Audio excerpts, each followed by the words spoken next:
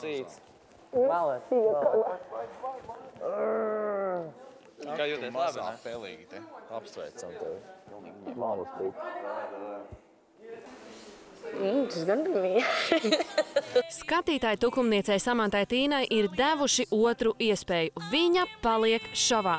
Protams, es jūtos ļoti atvieglot. Liels paldies jums, skatītāji, par to, ka jūs devāt man iespēju vēlreiz pierādīt sevi.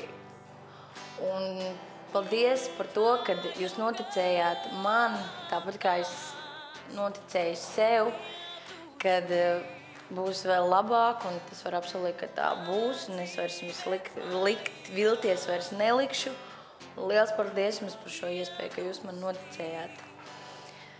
Bet, protams, kā jau iepriekš viss tika minēts, nav patīkami šīs izbalsošanas.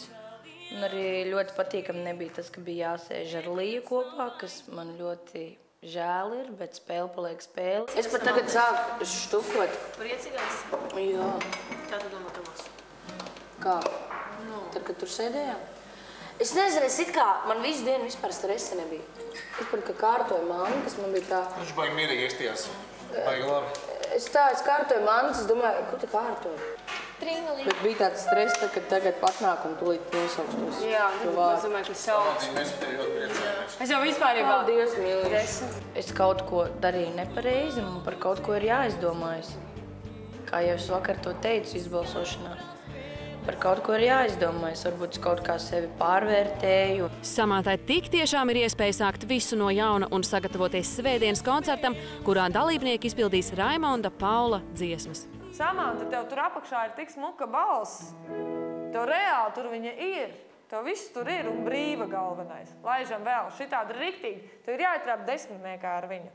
Nu, šita sajūtā. Jā! Tas ir vēl tāds pa virsu, ja? Riktīgi iesēdina. Aiziet, elpā. Tik jā. Atdodiet man atpakaļ nolaupīto dienu. Šodien vēlos nesatikt vairāk nevienu. Gribu kļūt par akmeni kādā drošā vietā un no kalna noripot pašā saules vietā.